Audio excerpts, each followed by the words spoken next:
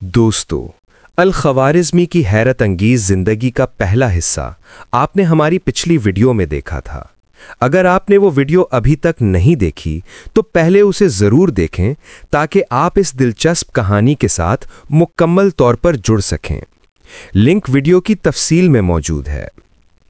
आज हम बात करेंगे अल-ख़वारिज़मी की ज़िंदगी के दूसरे मरहले की, वो मरहला जिसने उन्हें इल्म दानिश की दुनिया में हमेशा के लिए अमर कर दिया और उनका नाम तारीख़ इंसानी के सबसे रोशन सितारों में शामिल कर दिया। लेकिन आगे बढ़ने से पहले अगर आपने अभी तक हमारे चैनल को सब्सक्राइब नहीं किया तो फौरन सब्सक्राइब कीजिए, वीडियो को लाइक कीजिए और बेल आइकॉन ज़रूर दबाएं ताकि हमारी नई कहानियां सबसे पहले आप तक पहुंच सकें।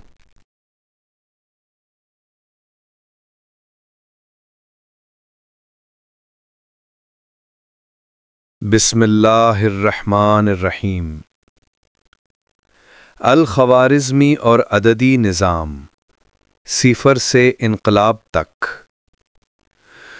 दोस्तों, कभी आपने सोचा कि अगर सिफर ना होता तो हमारा हिसाब, कंप्यूटर या साइंसी तरक्की कैसी होती?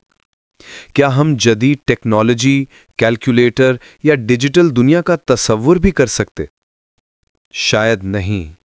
लेकिन ये सिफर जिसे आज हम मामूली समझते हैं, दर हकीकत एक अजीम साइंसी इनकलाब का नुक्ता-ए आगाज था और इस इनकलाब का बानी था मोहम्मद बिन मूसा अल-ख़वारिज़मी। हिंदी आदात से अरबी अददी निज़ाम तक अल-ख़वारिज़मी ने रियाजी के मैदान में जो सबसे बड़ा कारनामा सरअंजाम दिया वो था हिंदी अददी निज़ाम को इस्लामी दुनिया और बाद अज़ां यूरोप में मुतारिफ कराना। इस वक्त दुनिया में मुख्तलिफ किस्म के अददी निज़ाम इस्तेमाल हो रहे थे। रूमी अददी निज़ाम, यूनानी आदाद और मुख्तलिफ मकामी सिस्टम्स। इनमें सबसे बड़ी खामी ये थी कि इनके ज़रिए बड़ी बड़ी गिनतियां या हिसाब किताब बेहद मुश्किल और पेचीदा थे। इनमें सिफर का कोई वाज़े तस्वुर नहीं था और ना ही कोई मकामी अददी निज़ाम प्लेस वैल्यू सिस्टम मौजूद था। अल-ख़वारिज़मी ने हिंदुस्तानी माहिरीन रियाजी के अददी निज़ाम का गहरा मुताला किया, ख़ास तौर पर अशर निज़ाम, डेसिमल सिस्टम और सिफर के इस्तेमाल को। फिर उसने इन तस्वुरात को अरबी ज़बान में वाज़े, मुनज़्ज़म और सादा अंदाज में बयान किया, जिससे एक नया अददी निज़ाम दुनिया के सामने आया। सिफर एक खाली खाना या कायनात की चाबी। इससे पहले खाली जगह को शुमार में शुमार नहीं किया जाता था, लेकिन अल-ख़वारिज़मी ने साबित किया कि सिफर महज कुछ ना होना नहीं है, बल्कि ये कुछ बनने की बुनियाद है। यही वो तस्वर था जो बाद में डिजिटल वर्ल्ड, कंप्यूटर्स और बाइनरी सिस्टम की जड़ बना। अगर हम आज कंप्यूटर्स, मोबाइल फोन्स, मसनूई ज़हानत या इंटरनेट की दुनिया में जी रहे हैं तो इसकी बुनियाद बाइनरी कोड सिफर और एक पर है, और ये सिफर वही सिफर है जिसे अल-ख़वारिज़मी ने दुनिया के लिए मानी खेज बनाया। अल-ख़वारिज़मी ने हिंदी अददी निज़ाम को समझने के बाद एक मशहूर किताब लिखी, किताबुल हिसाब बिल हिंद, यानी the book of calculation with Hindu numerals. ये किताब अब अपने असल अरबी नुस्खे में दस्तयाब नहीं, मगर इसका लातीनी तर्जुमा अलगोरिथमी दे नुमेरो इंडोरम के नाम से यूरोप पहुंचा। यही वो किताब है जिसकी बुनियाद पर यूरोप में अरबिक न्यूमरल 0 to 9 राइज हुए और अलगोरिथमी के लफ्ज़ से बाद में जो इस्तिलाह निकली वो थी अलगोरिज़म, अल-ख़वारिज़मी का दूसरा नाम। जी हाँ, आज जिस लफ्ज़ एल्गोरिदम का इस्तेमाल हर जगह होता है, चाहे कंप्यूटर प्रोग्रामिंग हो, यूट्यूब हो, गूगल सर्च हो या आर्टिफिशियल इंटेलिजेंस, इसकी बुनियाद अल-ख़वारिज़मी ने रखी। एल्गोरिदम दरअसल अल-ख़वारिज़मी के नाम से निकला है और इसका मतलब है मसला हल करने का एक मुनज़्ज़म मरहलावार तरीक़ा। अल-ख़वारिज़मी ने रियाजी के मसाइल को एक तरतीब, एक तरीक़ा और एक लॉजिकल फ़्लो के साथ हल करने का तसव्वुर पेश किया।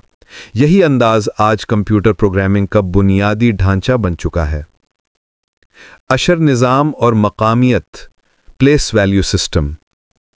अल-ख्वारिज़मी ने सिर्फ आदात को नहीं बल्कि उनके मकाम, पोजीशन की अहमियत को भी वाज़े किया। 5, 50, 500 ये सब एक ही अदद 5 से बने हैं, लेकिन मकाम की तब्दीली से इनकी कीमत बदल गई। यही मकामियत का उसूल, प्लेस वैल्यू सिस्टम, आज के मालियाती निज़ाम, कंप्यूटर साइंस और हिसाबी मशीनों की बुनियाद है। यूरोप पर असरात। अलजबरा के बाद अब अददी इनकलाब। अल-ख्वारिज़मी की कुतुब जब लातीनी ज़बान में तर्जुमा हुईं तो यूरोप को पहली बार वो अददी निज़ाम मिला जिसमें सिफर मौजूद था, हिसाब आसान था और पेचीदा गिनतियां मुमकिन थीं। यही वजह थी कि मगरबी दुनिया ने रोमन आदात को तर्क करके अरबिक न्यूमरल 0 to 9 को इख्तियार किया, और ये सब कुछ अल-ख्वारिज़मी के ज़रिए मुमकिन हुआ। नतीजा, सिफर से दुनिया को गिनने का हुनर मिला। दोस्तों, अल-ख्वारिज़मी ने हमें यह सिखाया कि कभी कभार खाली जगह ही सबसे बड़ी ताकत होती है। सिफर को ज़बान दी, आदात को मकाम दिया और हिसाब को एक नई सोच अता की। आज हम जो कुछ गिन सकते हैं, नाप सकते हैं और हिसाब लगा सकते हैं, उसकी जड़ें उस शख्स की सोच में हैं जिसने रियाजी को इल्म की ज़बान बनाया। सिफर से शुरू होकर उसका इल्म लामहदूद हो गया। अलजबरा, मुसावात से साइंस तक का सफर। दोस्तों, जब किसी ने कहा कि कुछ मालूम नहीं तो बाकी सब ने कंधे उचका लिए, लेकिन अल-ख्वारिज़मी ने कहा चलो इसे मालूम करते हैं। यही रवैया था जो बाद में अलजबर की बुनियाद बना। आज जिसे हम अलजबरा कहते हैं वो दरअसल अल-ख्वारिज़मी का ज़हनी मोजज़ा है, एक ऐसा नजरिया जिसने नामालूम, अननोन को एक इल्म में तब्दील कर दिया। अलजबर क्या है? अलजबर दरअसल अरबी लफ्ज अलजबर से निकला है, जिसका मतलब है टूटे हुए को जोड़ना या कमी को पूरा करना। अल-ख्वारिज़मी ने इस तसव्वुर को रियाजी में यूं इस्तेमाल किया कि जो चीज़ मालूम नहीं उसे एक अलामत दी, जैसे x, y। फिर इस अलामत को किसी मसावात इक्वेशन में रखकर उसका हल निकाला। ये था अलजबरा का आगाज, नामालूम को मालूम बनाने का सफर। अल-ख्वारिज़मी ने अपने इस नए नजरिए को एक बाकायदा किताब की शक्ल दी।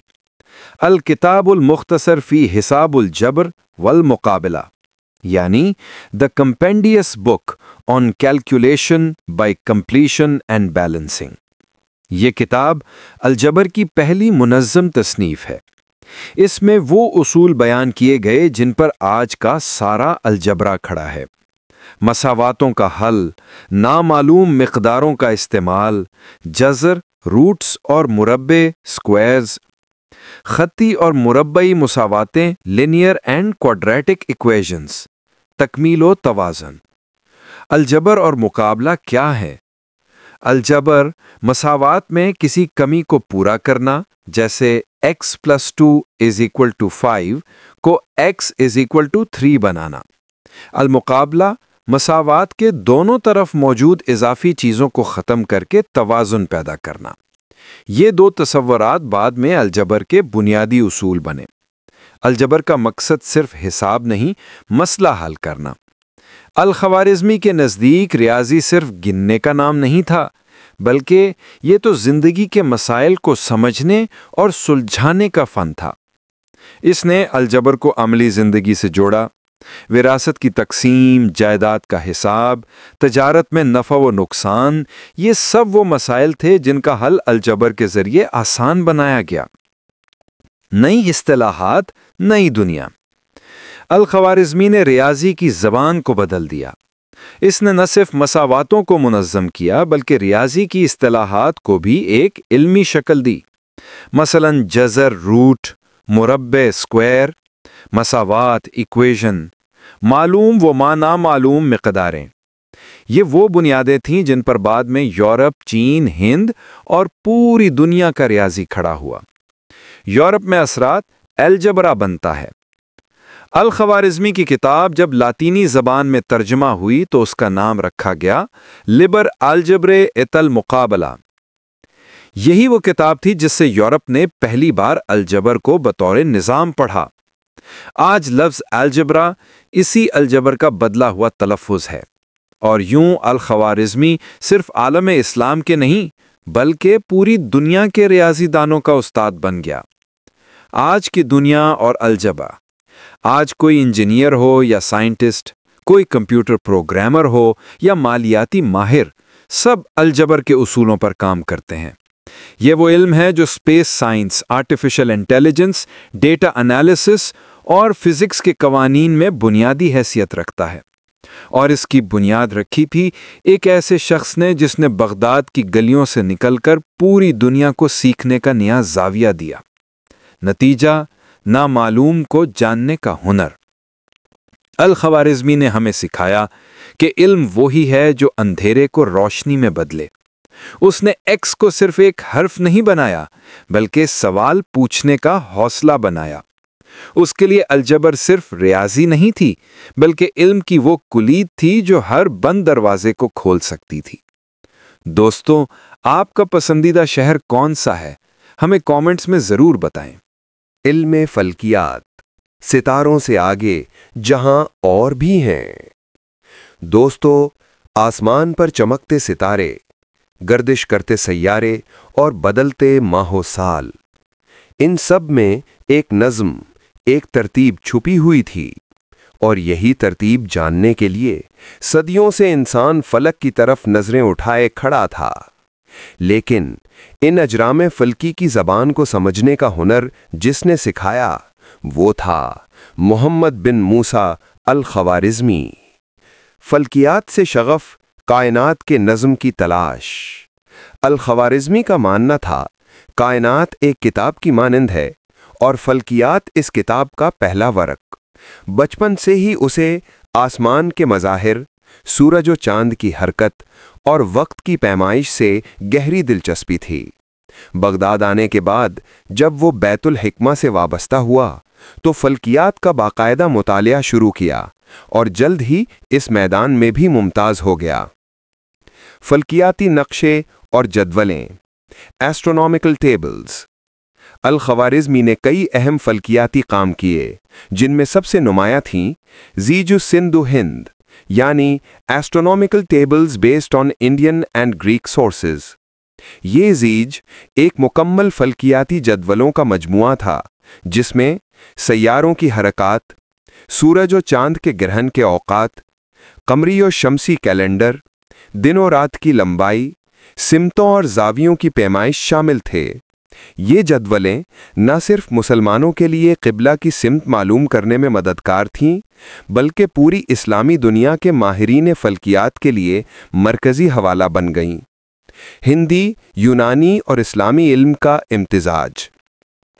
الخوارزمی کا کمال یہ تھا کہ اس نے ہندی فلکیاتی نظام، آریہ بھٹا، برہما گپتا وغیرہ، یونانی فلکیات، پٹولمی کی المیجسٹ اور اسلامی مشاہدات تینوں کو یکجا کیا اور ایک نیا جامع فلکیاتی ماڈل پیش کیا۔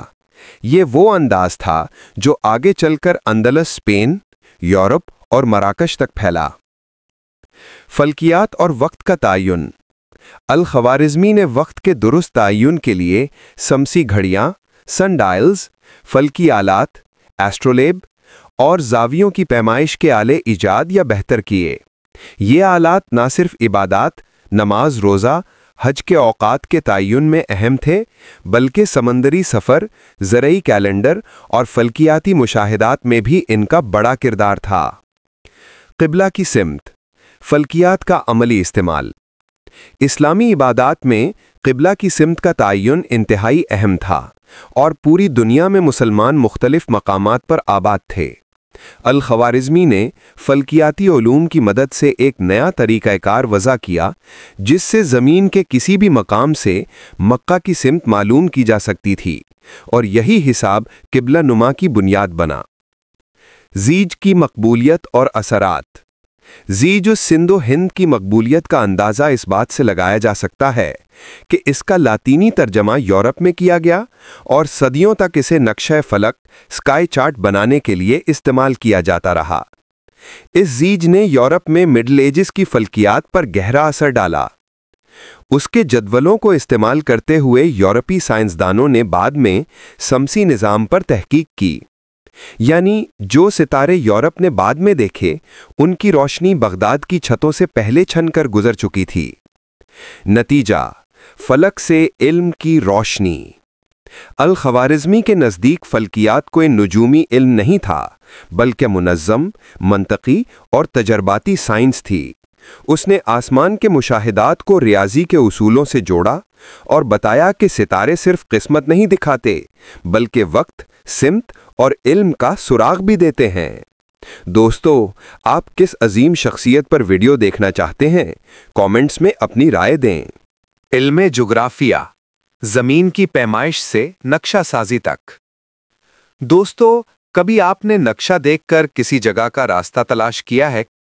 یا پھر سوچا کہ یہ ممالک، بر اعظم اور سمندر آخر کیسے معلوم ہوئے؟ تو جان لیجئے کہ اس سفر کی بنیاد ایک ایسے مفکر نے رکھی تھی جو نہ صرف فلکیات کا ماہر تھا بلکہ زمین کی پیمائش کا بھی استاد تھا۔ یہ تھے محمد بن موسیٰ الخوارزمی۔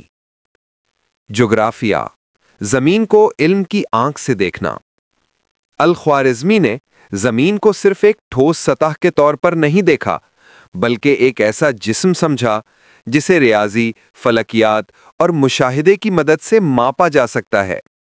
اس کے نزدیک زمین کا علم انسان کے لیے سمت، فاصلہ اور مقام کی سمجھ بوجھ پیدا کرتا ہے، اور یہی سمجھ آگے چل کر نقشہ نویسی، موسمیاتی سائنس اور عالمی سفر کا ذریعہ بنی۔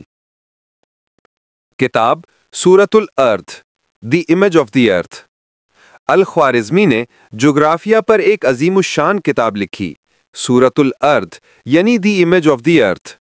یہ کتاب دراصل خلیفہ مامون الرشید کے حکم پر تیار ہونے والے عالمی جغرافیائی منصوبے کا حصہ تھی، جس میں زمین کی پہلی سائنسی نقشہ سازی کی کوشش کی گئی تھی۔ بطلیمس کے نظریے کی اصلاح۔ اس کتاب کی بنیاد کلاڈیس پٹالمی کے کام پر تھی، جس نے جیوگرافیہ کے نام سے زمین کا نقشہ پیش کیا تھا۔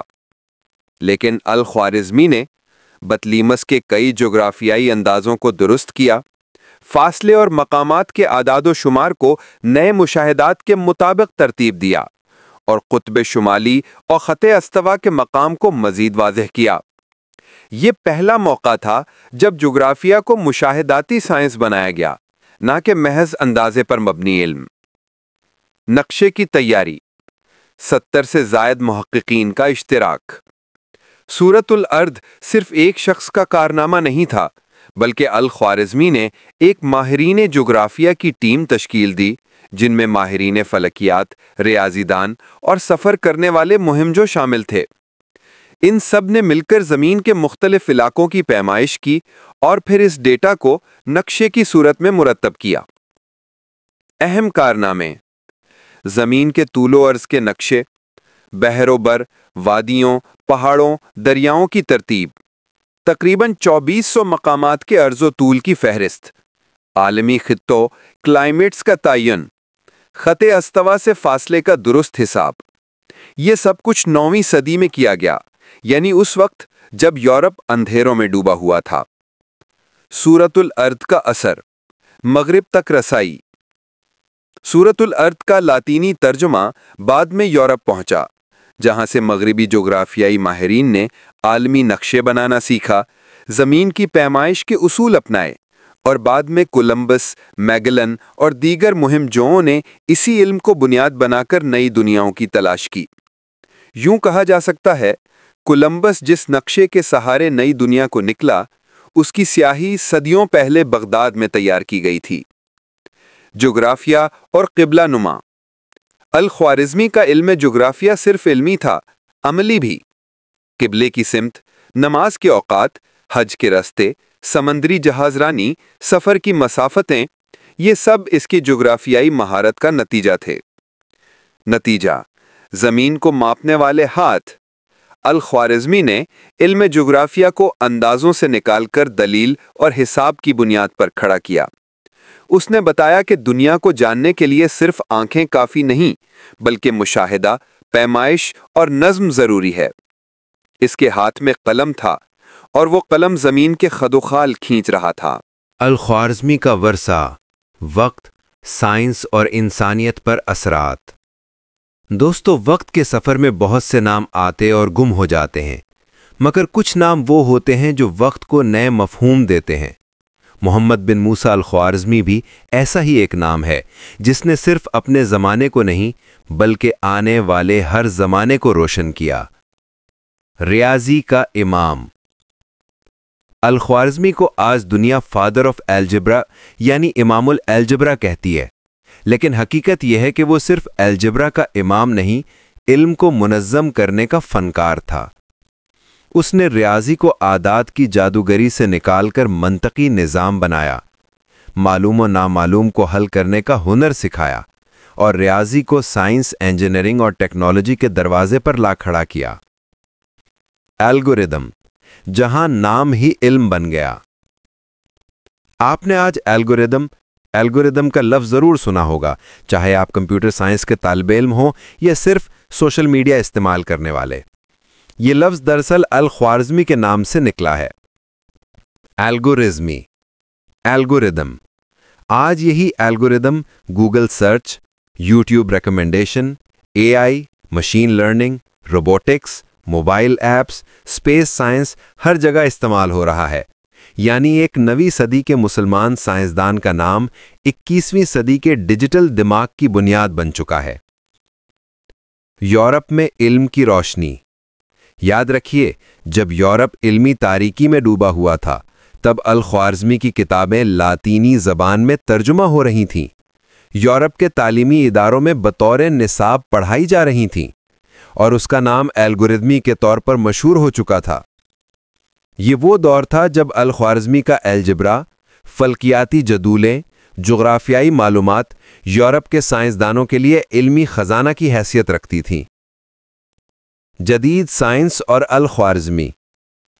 الخوارزمی کا اثر آج بھی ریاضی میں، جغرافیہ اور نقشہ سازی میں، فلکیات اور وقت کی پیمائش میں، کمپیوٹر سائنس اور الگوریدمز میں، ڈیٹا سائنس اور تجزیاتی سوچ میں، ٹیکنالوجی، AI اور مشین لرننگ میں ہر جگہ نمایاں ہے۔ یہ کہنا غلط نہ ہوگا کہ الخوارزمی کی سوچ کے بغیر ماڈرن دنیا کی مشینری صرف پرزوں کا ڈھیر ہوتی۔ الخوارزمی بطور انسان دوست مفکر۔ ایک اور اہم پہلو یہ ہے کہ الخوارزمی دیندار تھا، منظم تھا، جستجو کا پیکر تھا، اور سب سے بڑھ کر انسانیت کے لیے علم کا خادم تھا۔ اس نے علم کو نہ مذہب کا قیدی بنایا، نہ قوم کا، بلکہ اسے انسانیت کے لیے وقف کر دیا۔ اس کا مقصد صرف مسائل حل کرنا نہیں تھا، بلکہ دنیا کو سمجھنے اور بہتر بنانے کا عزم تھا۔ نوجوانوں کے لیے پیغام۔ الخوارزمی کی زندگی ہمیں سکھاتی ہے کہ سوال کرنا بغاوت نہیں، علم کا آغاز ہے۔ نامعلوم سے نہ گھبراؤ، اسے جاننے کی کوشش کرو۔ علم کی روشنی صرف کتابوں میں نہیں، بلکہ تجسس، محنت اور نظم میں چھپی ہوتی ہے۔ اور سب سے بڑھ کر، اگر آپ سوچ سکتے ہیں تو دنیا بدل سکتے ہیں۔ الخوارزمی کی وفات، مگر علم زندہ رہا۔ الخوارزمی کی وفات 850 عیسوی کے آس پاس ہوئی، لیکن اس کا علم، اس کی تحریریں اور اس کا اثر آج بھی زندہ ہے۔ کہا جاتا ہے بعض لوگ مٹی میں دفن ہوتے ہیں اور بعض لوگ کتابوں میں زندہ رہتے ہیں۔ الخوارزمی ان میں سے ایک ہے۔ اختتامیہ۔ ایک انسان، ایک نظریہ، ایک انقلاب۔ دوستو، محمد بن موسیٰ الخوارزمی کی زندگی کوئی افسانہ نہیں، بلکہ ایک ایسا سچ ہے جو علم، تجسس اور حقیقت پر مبنی ہے۔ اس نے حساب کو علم بنایا، علم کو زبان دیا اور زبان کو سائنس کا وسیلہ بنایا۔ اگر آج ہم سپر کمپیوٹر، اسپیس مشن یا ڈیجیٹل ورلڈ پر فخر کرتے ہیں تو ہمیں یاد رکھنا ہوگا کہ اس عظیم سفر کی پہلی اینٹ الخوارزمی کے ہاتھوں رکھی گئی تھی۔ دوستو، اگر آپ نے ہماری سیریز کے تمام ابواب دیکھے ہیں تو ہم آپ کے علم سے محبت کو سلام پیش کرتے ہیں۔ ویڈیو پسند آیا ہو تو لائک کریں، کامنٹس میں اپنی رائے دیں، اور سب سے بڑھ کر چینل سبسکرائب کرنا نہ بھولیں تاکہ آپ تک علم کی مزید روشنی پہنچتی رہے۔ ملتے ہیں اگلی تاریخی اور سائنسی کہانی کے ساتھ۔ اللہ حافظ۔